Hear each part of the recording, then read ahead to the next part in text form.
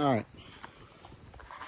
we just checked all of the pond dam right here, all the sets on the pond dam, and we have no catches, no misses, and no fresh sign.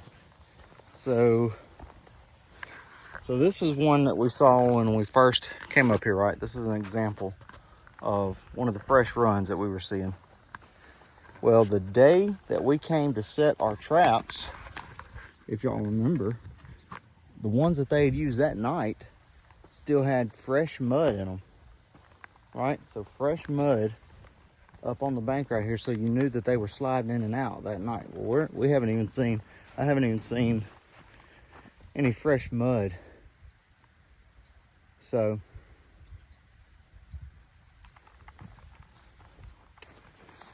I don't know, guys. It's like they've just avoided this pond altogether. Or avoided the dam altogether the last couple of nights. So now I'm going to walk through and check all my sets on the east bank here. And maybe we'll have something.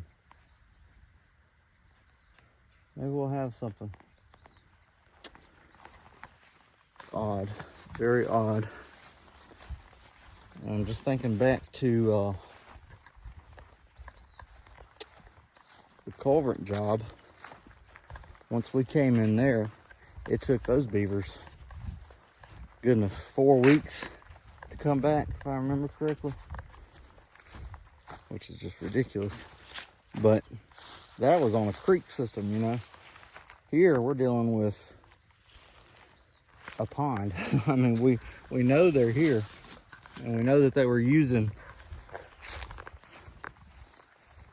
that dam pretty frequently, so for them not to pay any attention to it now, it's kind of strange. They may know something's up. Beavers are pretty smart. So it's only day 2. We'll see how it goes. All right, so it looks like these beavers are going to be pretty ornery and stubborn. So what I've done is I'm going to put out some castor and see how they respond to that. I wasn't going to do this until after I'd caught a few and after they'd gotten stubborn, but they've gotten stubborn early. So we're going to put out some castor right here. I've got a TS85 in the water, and I've got Down South Trapper Southern Steel Beaver Predator, and it's got a strong castor smell to it. They say you can use this for coyotes and bobcats too, but we're gonna see what it does on some beaver. And I'm gonna go down here a little ways and put another castor down here. Had really good luck with this. I'm gonna put it down here, and then I'm gonna come back where I just came from these woods over here, and I'm gonna put some backbreaker back there, and we're gonna see how they respond to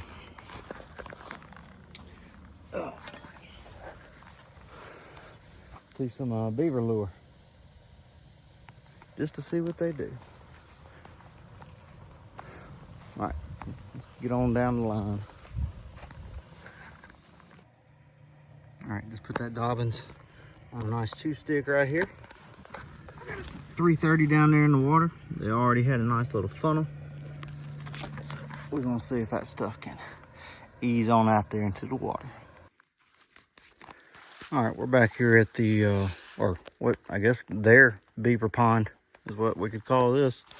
The 15-acre pond is right through there. And we came through here across this hill day before yesterday. And that's when we found this. And I haven't been on this side of the beaver pond yet, so we're seeing some new stuff. So here is, I guess, the original dam right here. And that's probably 3-foot berm that they've got. But then they have got a second dam back here that is probably also 3 or 4 feet. And there's no telling how deep this water is. But I mean, you can tell it's killing all these trees. So we're going to put up I had 2 snares to bring back here since we wasn't having no luck on the main pond. So I'm gonna walk around back here for a second to see if I can see any fresh sign. The only thing that I'm seeing right now that's super fresh, well, and it's not even super fresh, that right there is the first thing that I seen when I walked up. I'm gonna see if I can find some crossovers. This right here looks like something, but it's not the best spot for a snare. And in Alabama, the snare has to be in the water. So we're gonna walk further back up here and see what else we can find, and we may walk around this perimeter right here, see what we can find. All right, we busted the dam. Y'all can hear that noise. Well, to a beaver, that's 10 times worse. And you can see that it's flooding this back here.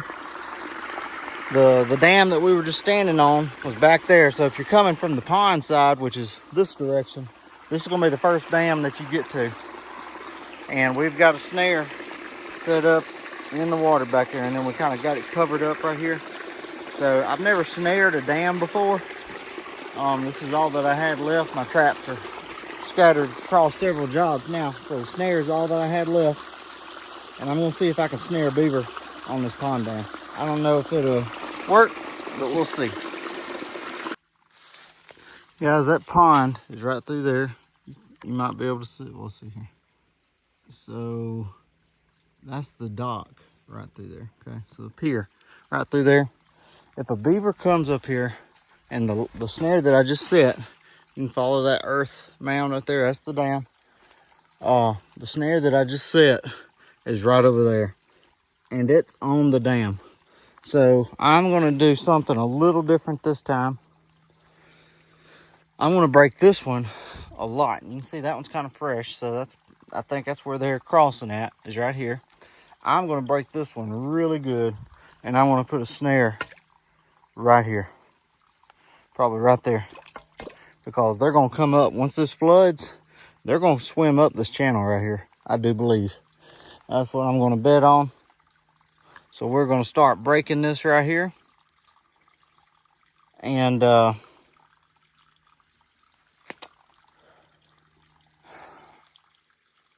see what happens. I'm trying to, yeah, we're gonna break this right here, and then see if we'll catch something off of this. And instead of sitting on the dam, I'm gonna sit down here in the channel and see if I can catch a beaver coming up to it.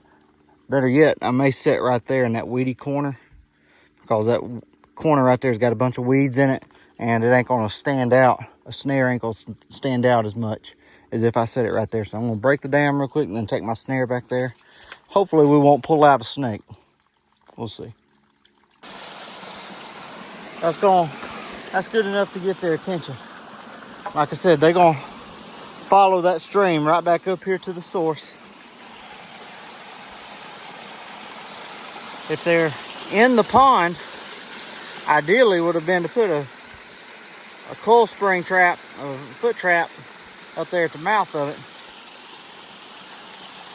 But I'm feeling like the ones that are taking care of this dam, they have spread out into the pond up there. So I think they're gonna be coming from the pond.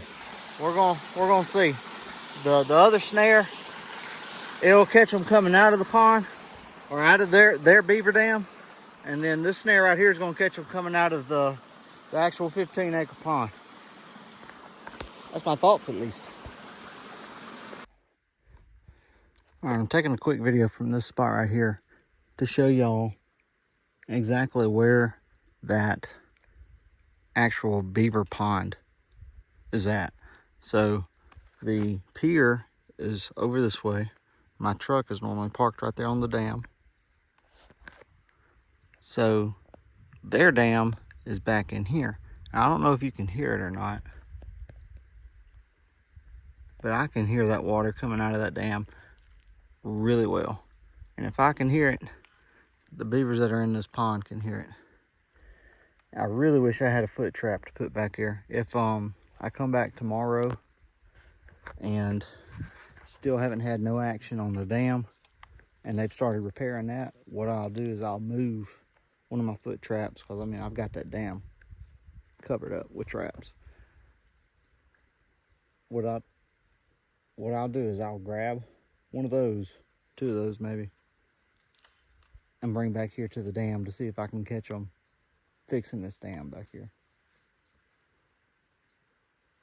But we're gonna see. I put that caster on 2 sets out here and 3 sets on the dam, the actual pond dam.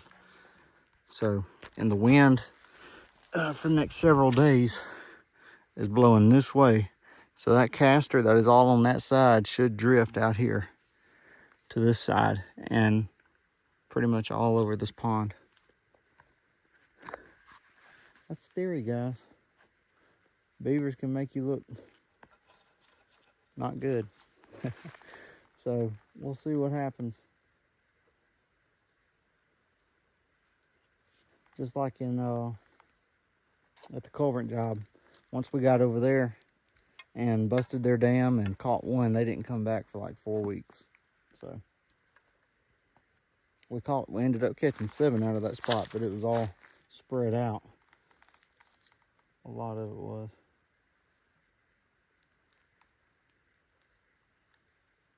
So anyway, that's gonna be it. I'm gonna do a little bit more walking around on this other side of the pond to see if there's anything I missed. I have about an hour before I have to leave.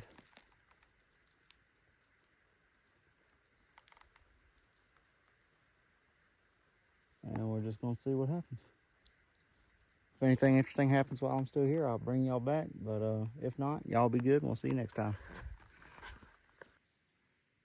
All right, so there's the main dam out there, or the main pond out there. And now I'm on the right-hand side of the pier. And I'm walking back here to where this smaller dam side is. And this is it, and I don't look like much. See if I can get down here and ground level with it.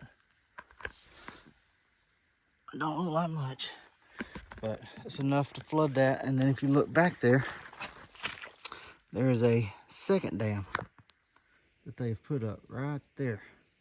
And again, this is on the left-hand side of the pier. I'm gonna see if I can get back here, break these dams, and then I'm gonna come out to the mouth of this little inlet, like what I just did on those other ones. But this one is small enough, I think a 330 would be perfect. So I'm gonna break these dams, and then we're gonna put a 330 in here, see if we catch anything. All right, guys, one thing I wanted to add to this, it's gonna be very short. We checked all of the traps on the pond dam and along the east side of the 15-acre pond. And we just came back here to check on the 2 dam breaks that we made, and they have made no attempt to repair either one. And y'all can see how much the water levels dropped. So that is interesting that they're not trying to make any type of repairs. We've adjusted our snares to be at the legal water limit, and now we're just waiting again. This is the 3rd check, and we've had 0 catches, but 0 misses, and no fresh sign. So I'm not really sure what to think about it. When it gets like this, I just tell myself, at the culvert job, they were gone for 4 weeks. So I don't know what to expect. They were gone for 4 weeks before they come back. So we'll see how it goes. And that's the only update I have for y'all. Some thick stuff.